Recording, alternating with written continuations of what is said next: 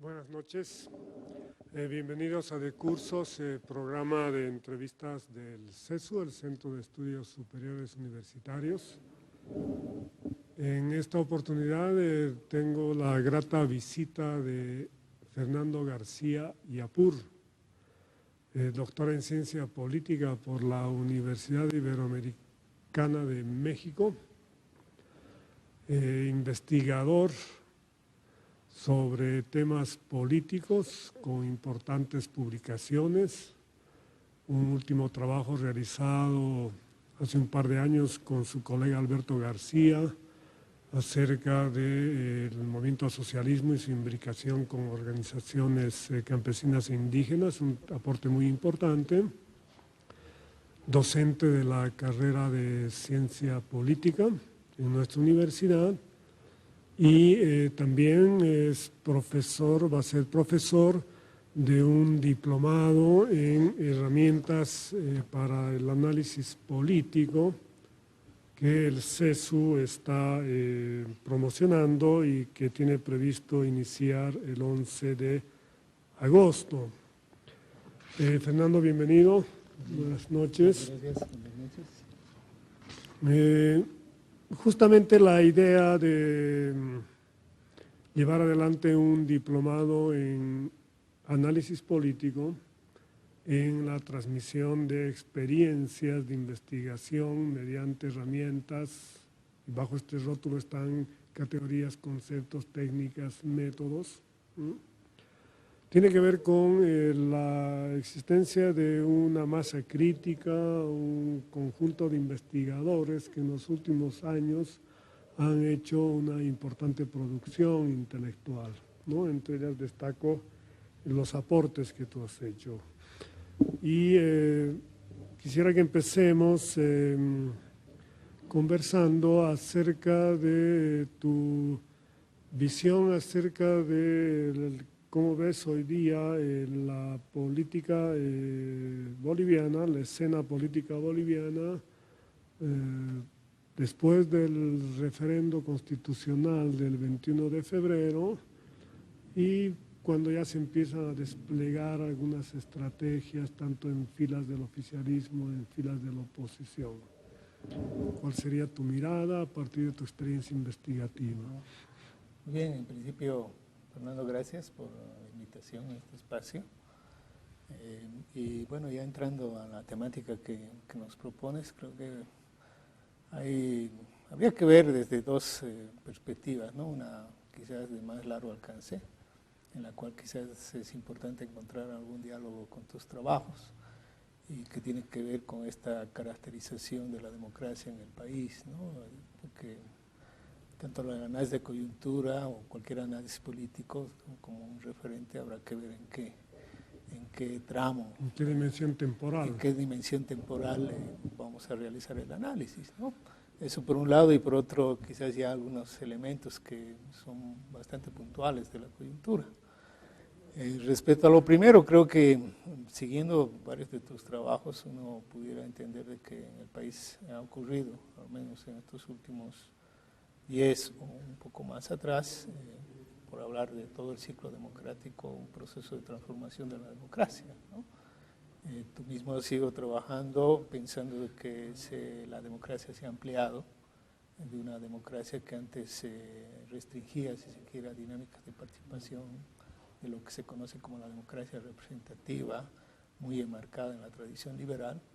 Hemos ido incorporando varios arreglos institucionales en la década de los 90 a través de esta dinámica de arriba hacia abajo, como reformas constitucionales para mejorar el sistema de representación política, para mejorar el sistema de participación social, ¿no? Como que estos dos hitos han orientado las reformas del 94 y subsiguientes. La idea de inclusión está detrás de eso, ¿no? De inclusión y quizás de mejora también de la representación, ¿no? O sea, la incorporación de diputados uninominales, la dinámica de participación popular o municipalización, como que el sistema político democrático fue ampliándose y de alguna manera mejorando en términos de su cualidad.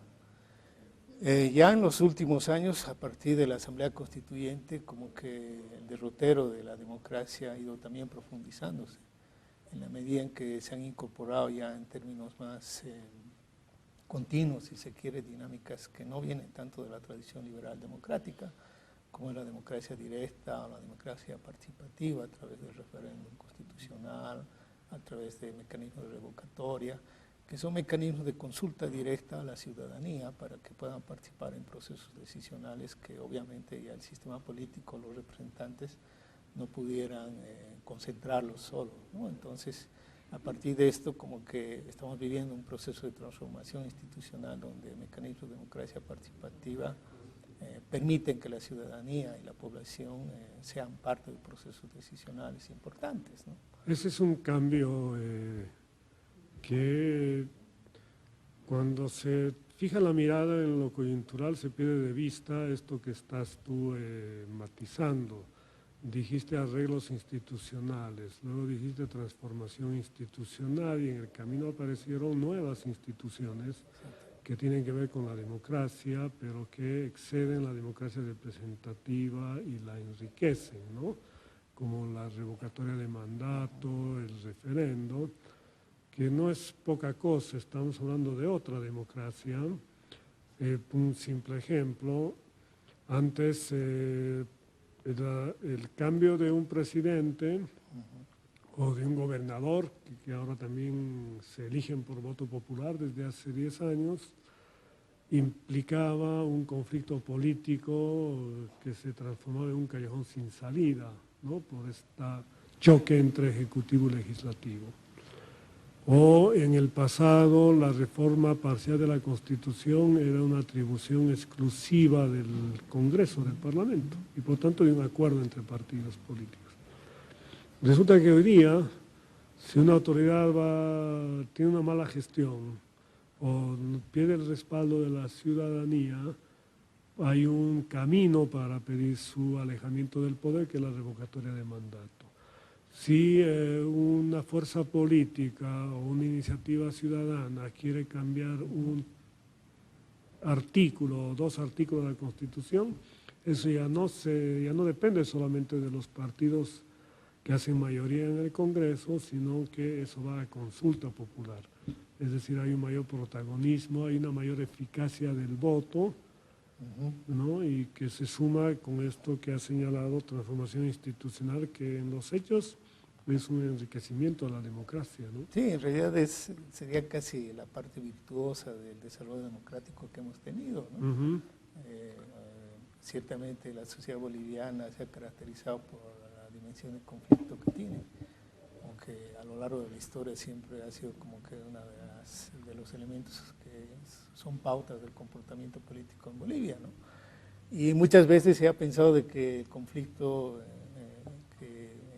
político, las dinámicas que han ocurrido a lo largo del proceso democrático, en realidad eran dinámicas que podían poner en riesgo la estabilidad democrática o bien la caída misma del régimen democrático. Sin embargo, los bolivianos hemos encontrado siempre salidas y las salidas han sido institucionales, o sea, hemos resuelto conflictos a través del voto, ¿no? O sea, y dirimir conflictos que ponían en tensión la estabilidad, la dinámica del Estado, etcétera, a través del voto. Y por eso diría la parte virtuosa es de que a pesar de que la conflictividad es alta, en el país se han construido mecanismos institucionales que pretenden canalizarlas. O sea, una buena gestión del conflicto, o sea, yo diría por eso en esta mirada más de largo alcance, para tener una lectura, si se quiere, más optimista de la coyuntura o hacia el horizonte que vamos desarrollando, hemos sido capaces de construir mecanismos institucionales que, si bien no son totalmente suficientes, ningún arreglo institucional es suficiente a la dinámica conflictiva, a la dinámica de lo social en el país, son las únicas que nos sirven para poder resolver estas pulsiones, estas disputas en términos pacíficos, en términos de continuidad, ¿no? Sí, esa es la parte, como tú dices, virtuosa, la parte positiva. ¿Cuál sería la contracara? ¿Cuáles serían los aspectos deficitarios? Quizás en esta parte positiva habría otro elemento, ¿no? O sea, esta incorporación de la democracia intercultural, que también vale la pena comentarlo, ¿no? O sea, porque, si hemos hablado de un proceso de mejora, de transformación institucional, incorporando mecanismos institucionales como para que mejore la dinámica de representación y participación social, al menos en los últimos 10 años se ha ido incorporando, sobre todo en la dinámica, si se quiere, discursiva, pero también en el diseño de algunas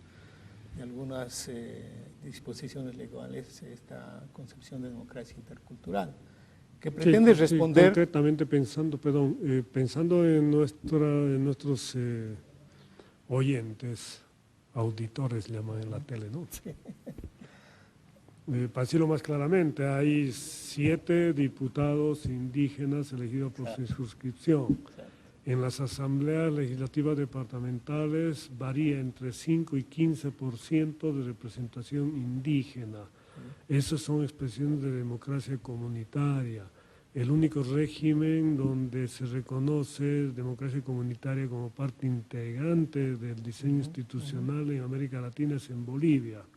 O sea, no es solamente discursivo, claro, es un hecho. Sí, sí. Y se puede decir que hay un lento avance en autonomías indígenas, pero ya hay una autonomía indígena y hay otras en camino. Esa sería uno de los rasgos distintivos de la democracia intercultural. Sí, en realidad esa también es la parte virtuosa, ¿no? O sea, comparando con otras dinámicas de consolidación institucional de la democracia, por decir de la región Bolivia, llevan un gran avance en reconocimiento de estas dinámicas que no responden necesariamente a la dinámica liberal de democracia representativa, tampoco necesariamente a la democracia participativa o directa, sino a estos mecanismos y formas propias de designación, de gestión, de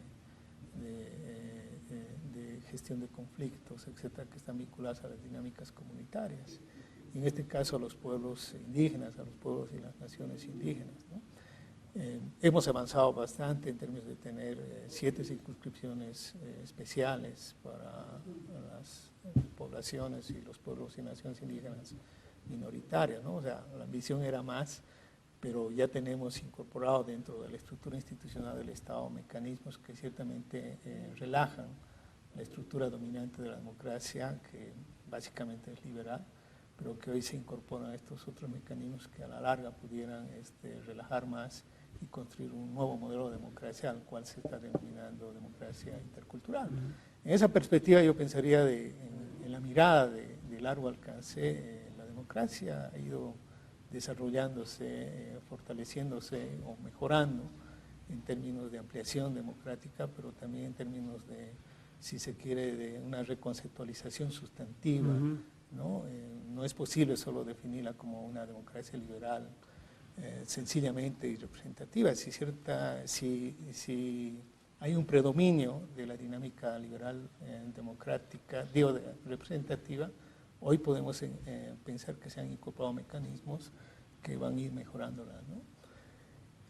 Eso sería, yo creo, en la parte virtuosa, ¿no? La cara positiva. La cara positiva de este proceso. Veamos los aspectos deficitarios en tu visión. Yo pensaría más bien que son los grandes desafíos que se tiene hacia adelante, ¿no? Y que han sido parte de nuestra dinámica de lo político, de la dinámica de darse de lo político en el país. O sea, por ejemplo, queda pendiente esta idea de cómo incorporamos las dinámicas que van más allá, las dinámicas de la sociedad que van más allá de los mecanismos de representación político-partidaria. Me refiero, por ejemplo, a todas estas estructuras institucionales que son alternas al Estado, como son los sindicatos, como son las estructuras comunitarias, asociativas, que en el caso boliviano son muy fuertes, ¿no? O sea, estamos hablando de una dinámica de organización de la sociedad civil que ha mostrado, sobre todo en los últimos años, y después en el gobierno de Evo Morales, al menos en las 2 últimas gestiones, una fuerte incidencia en términos de participación, en convertirse en una instancia de límite a procesos decisionales, como es el caso del TIMNIS u otras, en el caso de salud, que nos están diciendo de que está ocurriendo algo en la dinámica de la sociedad y que nos exige a la dinámica institucional reconsiderar nuestras categorías, si se quiere, o nuestros formatos, de pensar a la democracia. O sea, si la democracia en términos cualitativos ha mejorado, se ha ampliado, ciertamente todavía sigue siendo insuficiente a dinámicas de la sociedad boliviana muy vinculadas a estructuras corporativas, asociativas, es decir, a otra institucionalidad que está ahí funcionando y que busca de alguna manera encontrar un referente de interacción, de intercambio con la dinámica institucional de la democracia, ¿no? Me hace pensar, lo que señalas me hace pensar en una suerte de disociación. Hemos mejorado mucho en mecanismos de elección, ¿no?, y de participación para tomar decisiones respecto a definir la titularidad del poder y la gestión política, ¿no? Porque cuando se habla de ampliación de la democracia es porque estás incluyendo nuevas identidades, ¿no?, Sí. nuevos actores, y ahí entran estas organizaciones populares. Si en elección, vamos a decir algo, en la parte de gestión política ha habido todos estos avances,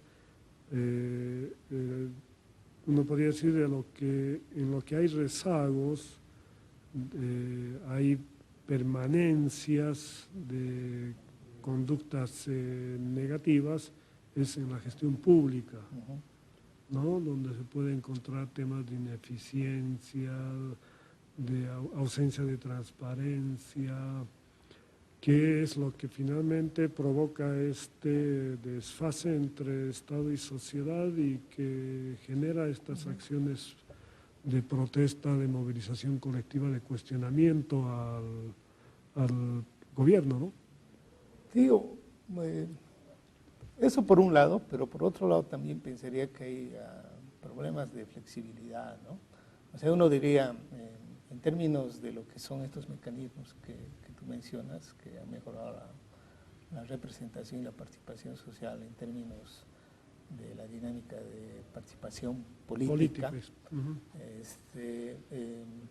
como que quedan pendientes, creo yo, que ciertas dinámicas de intercambio político que en los hechos suceden, empecemos a agendarlos como temas de reforma política. ¿A qué me refiero? O sea, tenemos estructuras institucionales muy rígidas, muy estandarizadas, muy flexibles. Y cuando la dinámica de la sociedad exige cierta flexibilidad en términos de su relación con el Estado, las estructuras formales como que están queriendo organizar a la dinámica de la sociedad siempre de arriba hacia abajo. Sí, además siempre, ¿no?, son conservadoras. Y son bastante conservadoras. O sea, cuando uno dice, por ejemplo, si hemos modificado la ley 1178, que es una ley que regula la gestión pública o la administración pública, uno entendería de que hasta el día de hoy no se ha hecho ninguna reforma a estos mecanismos, ¿no? Y obviamente son mecanismos bastante rígidos, bastante disciplinadores, si se quiere, ¿no?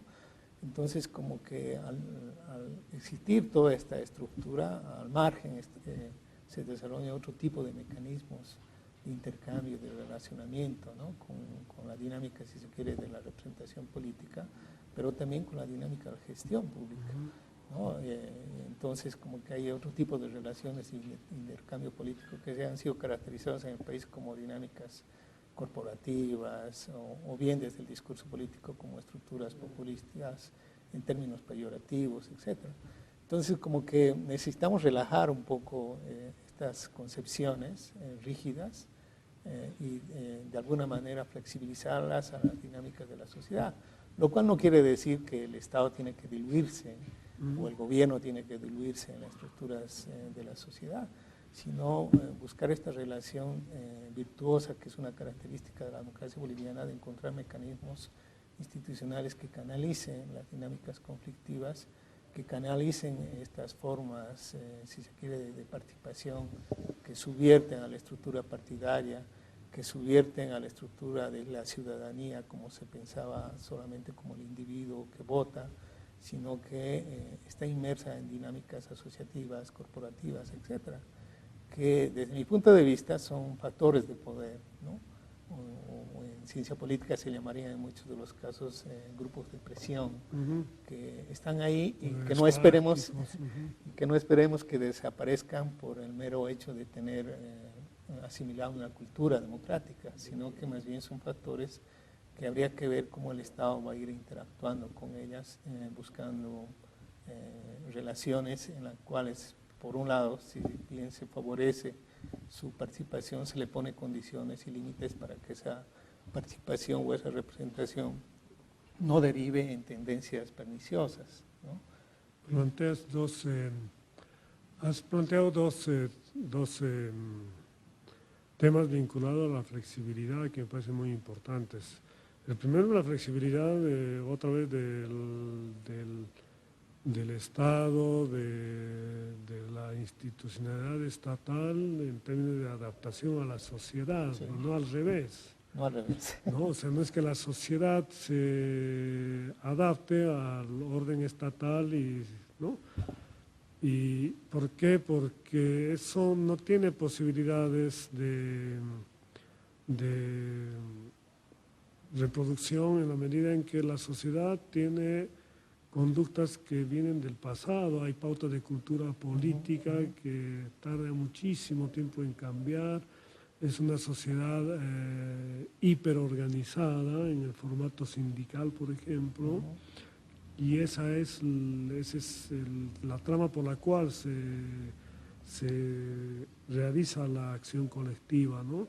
Entonces, una buena lectura de la sociedad le permitiría más bien al Estado, a la institucionalidad estatal, te estamos hablando de gobierno central, gobierno departamental y gobierno municipal, vale para todos los niveles esto, ¿no? Para justamente tener esta capacidad de adaptación.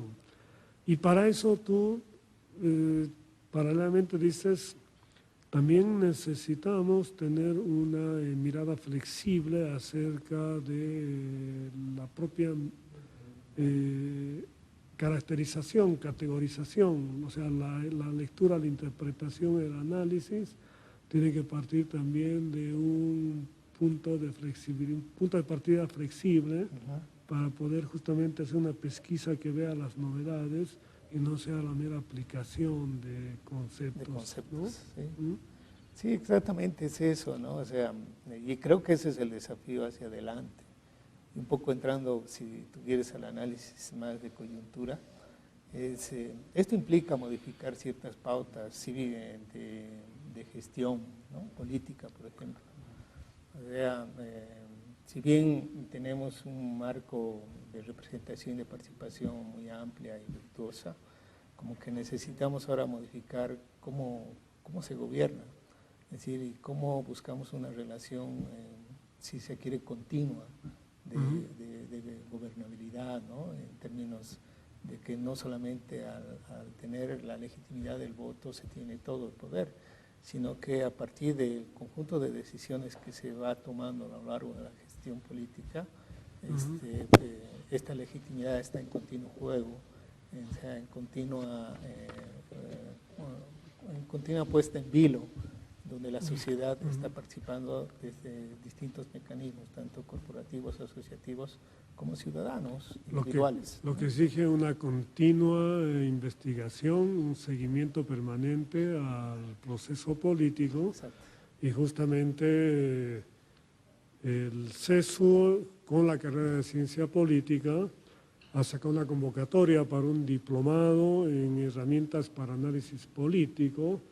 Se están recibiendo solicitudes de postulantes para empezar este curso el 11 de agosto, que pretende justamente adiestrar a profesionales, a líderes de opinión, a actores políticos, para que hagan un análisis de la situación política a partir de estos criterios que Fernando García y APUR nos ha planteado.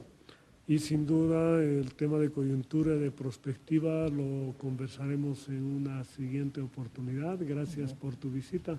No, gracias a ti, Fernando, por esta oportunidad. Buenas noches. A ustedes gracias y hasta la próxima versión de Cursos, revista del CESU.